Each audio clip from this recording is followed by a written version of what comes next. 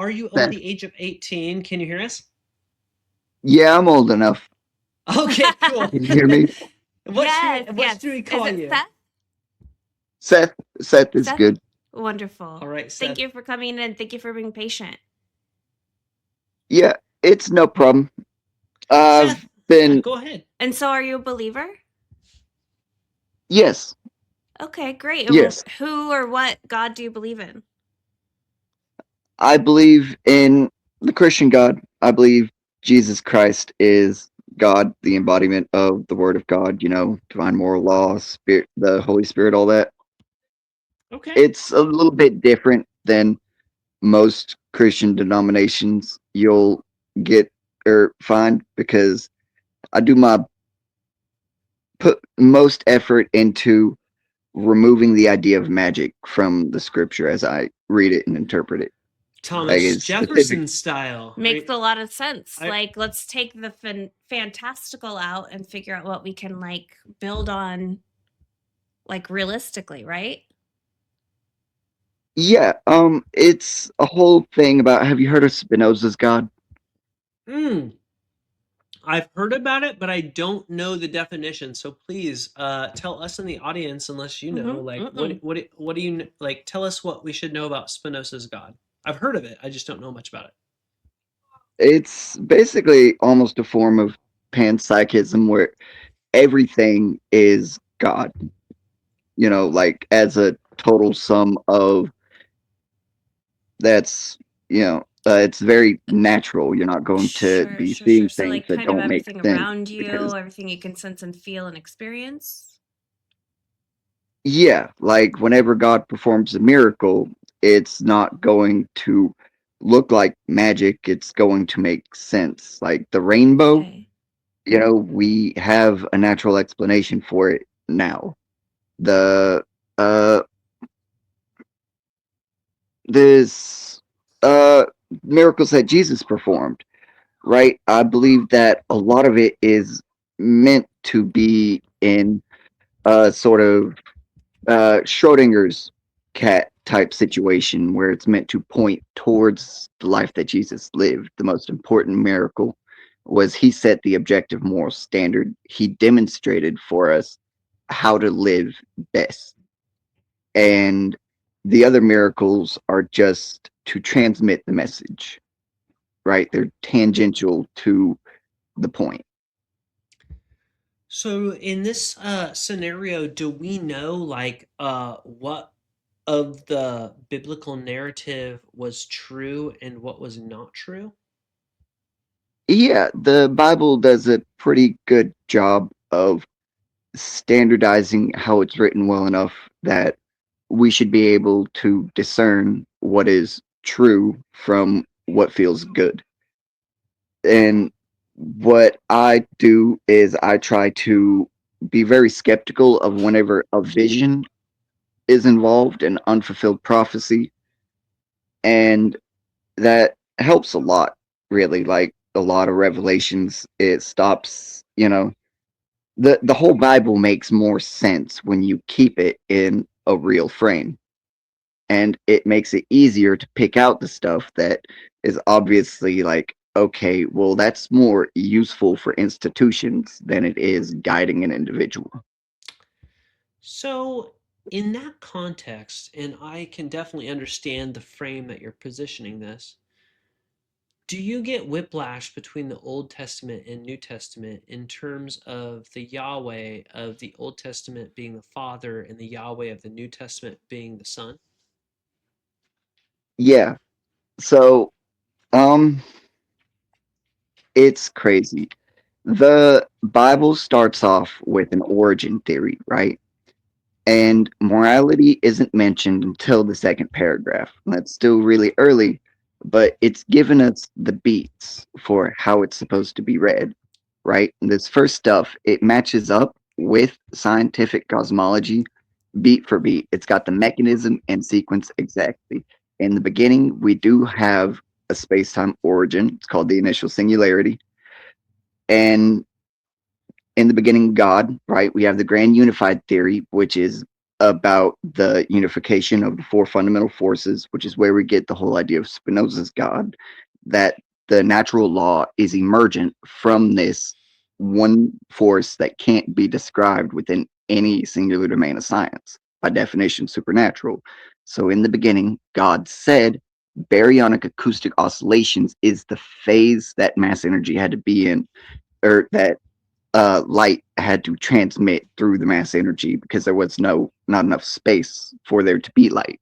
Then the Thomson decoupling let there be light. So beat for beat, up until it mentions morality, all of this cosmology is correct. And then when it gets to morality and goes all the way to Jesus, it keeps building. And then after it goes past Jesus, we keep looking back to it and agreeing in post with the Constitution, with the Geneva Conventions. It's crazy. So, do you believe that, just to set like some groundwork, and I assume that the Spinoza's God has different belief structures based off of individual like interpretations, but like, do you believe a few things? I'm going to ask a few questions. First of all, do you believe in the like literal translation of the Bible in terms of like the creation story? And of course, you can say yes, but it was, an allegory for, allegorical is obviously fine. Do you believe that the Bible's inerrant? Uh, do you believe, and then like, I guess just where do you decide like this was a story, this was an allegory, this was true? Like, because what I see is a lot of like, well, the Old Testament's a bunch of fun fairy tales, and yeah, they were meant to help us along our path, but the resurrection is 100% accurate. Like, where's the 100% true? Where's the allegory? Where does that happen within the biblical narrative? Yeah, so the Old Testament, especially, got two different parts through it. The origin theory is very unique in it, that first section of Genesis, and it signifies when the morality, the narrative compression of moral arguments start, right? That's how the beats go in all the stories of the Old Testament. Is it starts with the narrative compression of the arguments used to make the law, so that way we can think critically on why those arguments were formed and continue to build upon it when we make new laws. It's all about preserving that information. So do you And so believe? Oh, go ahead. Sorry, I didn't mean to cut you off. Continue. My bad. that does tie in a little bit to where I'm on about with the resurrection, and about how miracles are a Schrodinger's box of they're not supposed to meet our expectations. They're not magic. When Christ is resurrected, he is resurrected through the word. He's resurrected right now through me and you talking. If we accept Christ, we understand him, try to know who he was, even despite the difficulty of that, then we will be on the path to that moral objective standard. So when you were talking earlier about like the moral laws, so like the laws that so first of all, do you believe in Yahweh? Yes. Okay. So do you believe that Yahweh gave the early Israelites, you can call them Hebrew, Jewish people, Israelites, whatever. Do you believe when the Torah was given by Yahweh that those laws were actually Yahweh's laws, or like are they mistranslations now and we don't really have the original laws That's a of good question. Yahweh?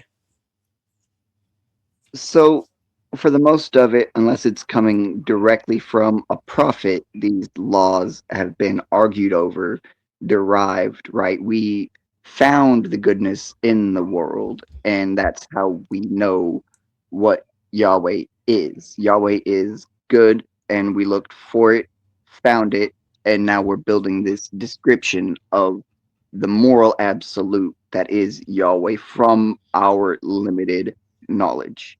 So you That's just don't how believe science that works. you don't believe that the Torah was written by Moses. Oh, parts of it for sure, but Okay. there's a lot to it. It's compressing generations of Do you history. believe that the laws in Exodus, Deuteronomy, and Leviticus are like God breathed, or do you believe that they are man made? They're God breathed, but they are a compromise because of the original sin, right? We started off with so much evil that he destroyed everyone in the world, and we're working our way up from that. Our laws get progressively more moral. We learn what he wants for us because our knowledge was corrupted. It sounds like you're telling me, okay, I'm going to step back and say, you're, if I'm understanding correctly, when the original laws that Yahweh set out for humanity were spoken and written down, okay, in the Torah, they were written at a time, because if you look at the Hittite laws, the Hammurabi laws, the Ugaritic laws, like all these different laws, I actually have a spreadsheet where there's like probably 12 different like law codes that were all written before and during the time of the Torah. They're all the same, right? If you strike a, Essentially. if you kill a male, that's free, you pay more than if you kill a slave. If you injure a female, that's free. You pay more than if you injure a slave, right? Like there's all sort, like there's Sure. the laws and there's spreadsheets out there. People can Google this, and Well, you can show thank you us. to AI. It's out there, and I'm happy to share these things. So what you're saying is these law codes that Yahweh shared that were basically the same as the Hammurabi law codes, only like variants, and not far from the variants, honestly. You're saying that Yahweh was like, hey guys, here's the law code that you need to follow. It's not much different than the Hittites. It's not much different than the Babylonians. In fact, it's kind of a ripoff of the Assyrians. But follow these law codes, because otherwise, if I were to say don't have slaves, it's going to like blow your minds out of their sockets and you're all going to just like Seems die. Like, what are your thoughts on that? it seems bad. I think that's straight up what happened with Jesus, right? Like, that's why he didn't say, don't own slaves. He said, treat each other as equal. Look at Spartacus, it So did didn't really work Muhammad. out. Muhammad was a baller that way too. Good call out for No, Jesus and Muhammad. Go ahead. no, dude. And Muhammad, Buddha. did you Buddha, I can agree with, like, he is very aligned with truth. That's the thing about it. We can align with truth whenever. Jesus never deviated from truth. So, um, that Muhammad argument would just be a tangent. But the Buddha argument, it's very good for explaining how that whole experimentation works. If Jesus is the standard, how do we measure sin? So one of the reasons Buddha. why you're kind of arguing for Islam right now is that the Quran would have a position, and I'm not Islamic. I'm not a Muslim. Well, yeah, Uh, we're not. but Muslims would say that the Quran argues that it introduces scientific facts that were not in place before it existed. Whereas you have the Old Testament that talks about the firmament, flat earth, the dome, and we can go into those verses if you want me to show all the viewers what you're going to try to argue against. But we're talking about flat earth, dome, but you're saying the reason why Yahweh told the people, no, guys, there is a flat earth, there is a dome, you should have slaves, you should treat women as property is because Yahweh was patting them on the head saying, you little monkey humans are too ignorant to understand future human intellect. You guys just do your little thing down here, guys. Now, if Yahweh in frickin' Genesis or Exodus or Numbers or Deuteronomy were to say, hey guys, just like you're not supposed to eat pork, which by the way, modern archaeology knows which cities or tells now were Israelite versus Canaanite based off of the number of pig bones that are found in the tell. Because God said, don't eat pork, don't have tattoos, don't have graven images.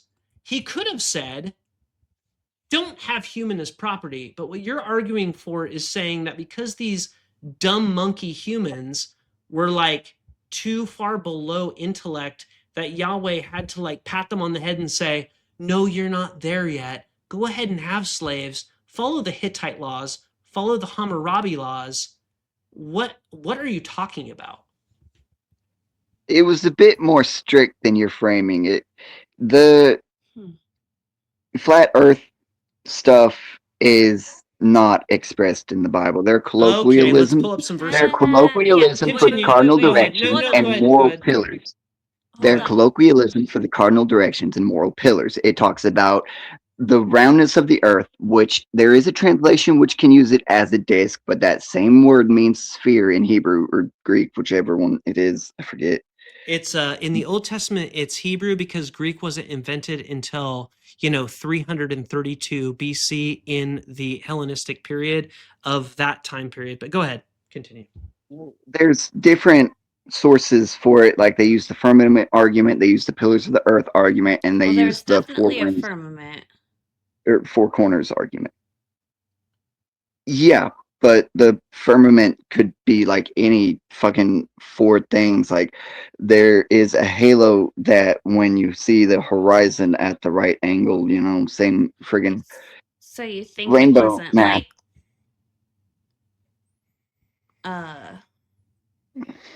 So okay, rather than pull up the flat earth thing, because obviously there's flat earthers out there, and for the viewers, it's not because okay, let me just actually I will pull this up and just like show some verses so that people know that I'm not just making stuff up.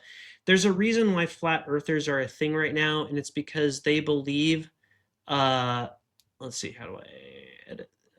Stop sharing that. Okay, share this. Okay, here we go. Okay. Backing out of this, I'll show some verses on the screen that talk about obviously like the flat earth and like what that actually means. But let's Isaiah back. 40:22 says circle of the earth, interpreted as either a sphere or flat disk. Four corners means cardinal directions, but is interpreted as literal corners. And then there's stuff about the pillars of the earth, which is, like there's colloquialisms and metaphors which are idiomatic to the specific region in which this text was constructed. And you're being saying this is involved. the same exact reason why Yahweh said that you must still be able to have slaves. You're No, arguing the that would be same. a Tower of Babel thing. That would be a language barrier thing.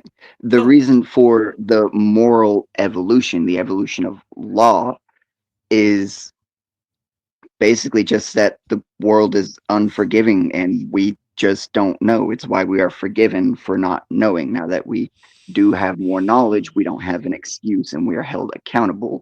And that's why the laws existed in the first place. We knew these things were absolutely wrong and we could not do them. can you explain that better? What do you mean by that? We couldn't do them better. What do you mean? We knew these things were absolutely wrong and could not do them. What Right? things were Right. absolutely wrong? In Numbers, there's two different passages. Part of the reason why I hate the New International Version is it'll talk about the assault of a woman that is unconsensual, and it uses the specific R word in Hebrew. But then the next passage, it talks about a consensual form of that, which violates the guardianship status, right? Like she's owned by her father, and you take her virginity, you pay the father 50 shekels. But the New International Version calls it assault because of the way consent works between guardianship. Which When the version do you previous think's one, better? yeah, no, that's what I'm working on with discernment, right? This is a personal accountability thing with knowledge. We know that the laws were made, right? Like they weren't just magic and this is how it's going to be forever. The covenants are like that, but they're a whole different thing from the laws of man as established by Moses and such.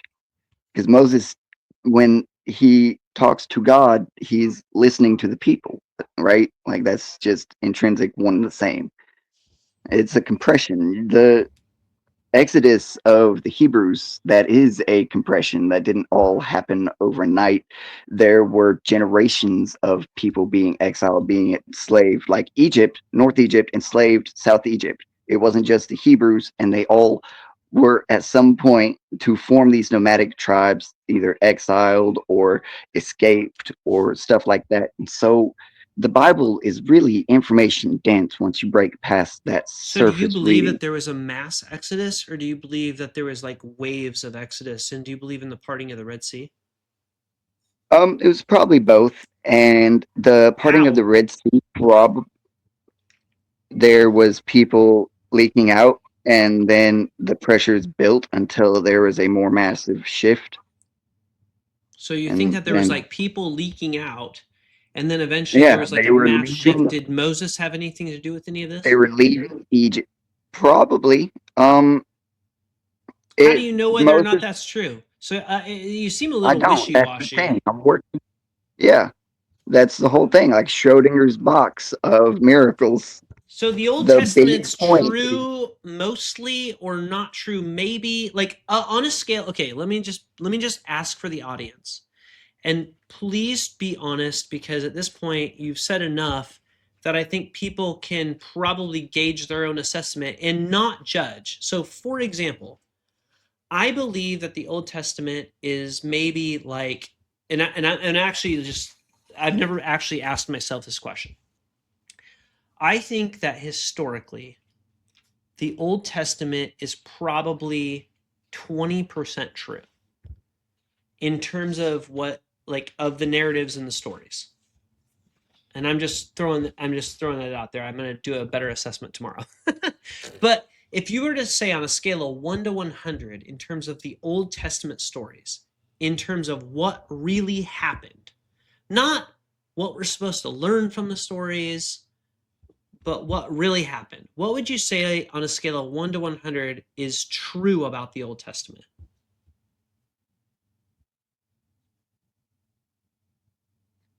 well,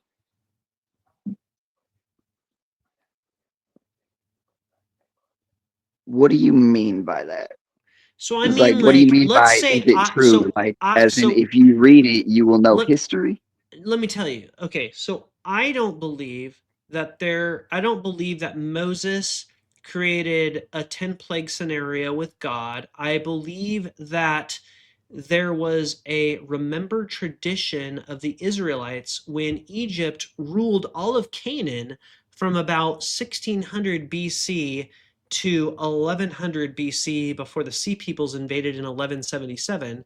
And I believe that then, once the Israelites got pushed back from the late Bronze Age collapse, that the Israelites, as part of Canaan, formed their own society, and they remember being released from Egyptian control and being freed from the bondage of Egyptian slavery, and then formed their own society, and that there was probably a king named David that probably had a son named Solomon that ruled probably Israel, but then got merged into Judean ideology. And then when the Assyrians took over Israel and they fled down into Judea, that then the tradition of David and Solomon got adopted by the Judeans during the reign of Josiah. So I'm putting about 20% of like Old Testament like reality as accurate. So what is your percentage of Old Testament reality in your like Spinoza's version of the Bible? Yeah. I stopped measuring. So I used to be like hardcore Baptist, just the way I was raised, believed it 100% verbatim, right? I left that and I stopped measuring it by that kind of truth. And I look at what is the moral value of it, because that is more important than anything else in this world, right? I can't measure the value of the Bible by things that I can't experience. So your answer is you don't know. Straight up. I can go through history and all of it, Well, but hey, this I don't in and know of is a itself with fair the answer. witnesses, I don't know is a fair yeah, answer. Honestly, I appreciate that. By the way, Clay, I would love for you to subscribe just for the fact that we would love to talk to you again. We do have another caller in the box I want to bring up. But Clay, you brought some excellent points. I'm going to personally like research Spinoza because, quite frankly, I've heard the term, but I don't know much about it. And you were very like insightful and intellectual in this, and I appreciate your like position. no problem. Yeah, I appreciate you too. That's been a Yeah, very pleasant conversation so far. The please best. feel free to come back. I'd love to talk more. It's getting a little late here, and we want to grab our last caller because I don't have a whole lot of steam We've left. got work in the morning, but you've been awesome. Please come back. We like people like you that have the knowledge and like And the just like other respectful perspectives conversation. and the We really respectful appreciate that. conversation. Super appreciate it. Yeah, no problem. I really enjoyed the conversation too. Have a good night. All right, have a great night. Thank Thanks. you, friend.